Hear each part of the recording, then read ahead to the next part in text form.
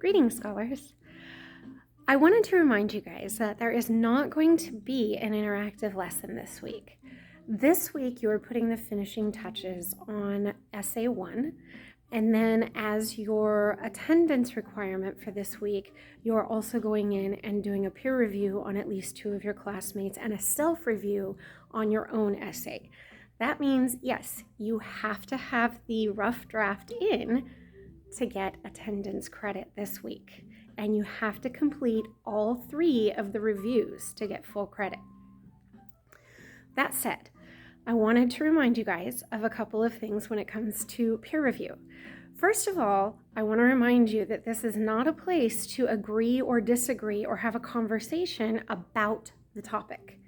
That time has passed for this essay. Right now, we are critiquing. We are looking at the areas that I've identified and giving feedback. And what that means is that you can't just say things like, I like it, it's good. That doesn't help anybody do anything better. So instead, I want you to focus on knowing that, yes, even a good essay has room for improvement and finding that room for improvement for them. If you see something that is off, say something about it to the author. If it sounds like AI, let them know, hey, it looks like you might have used AI here. If you read a similar or one of the same essays and you see a quote in there that you don't recognize from the essay, point that out, because AI does make things up and that will cause the essay to fail. So this is your last chance to help your classmates out before the essay gets to me. Now, again, there's no lesson module for this week. There's no interactive lesson for this week. I will have a couple pages up just reminding you of the peer review process and the difference between reviewing and editing. I want to encourage you guys to take every opportunity to work with a tutor this week and to really refine your essay. If you turn your essay in on time next week and it does not pass, you will have an opportunity to revise it so that it can pass.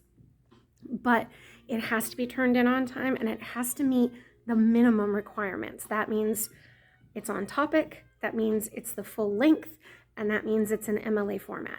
If it doesn't have those 3 things, you haven't written the essay I asked for.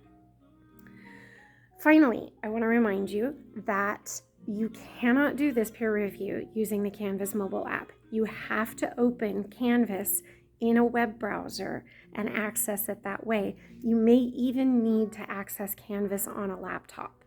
I've heard mixed stories about how Canvas behaves and how Turnitin behaves on different web browsers on different devices. So if one device isn't working for you, switch to a different device if you can. And remember that the college campus has computer labs available to you during the day. Finally, next week, after you've turned in your essay, we will have our next lesson. We will start the next step of our entry into discourse, where we will start talking about research.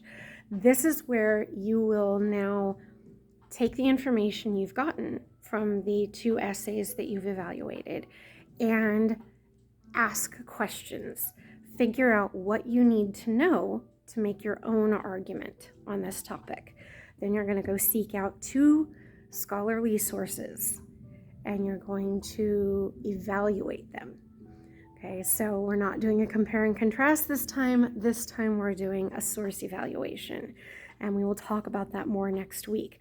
But remember that all of this is building to that final essay, which is your argument on the topic. Okay, that's all I have for you. Make sure you take the opportunity to work with tutors, give your classmates the best advice you can muster, and happy writing.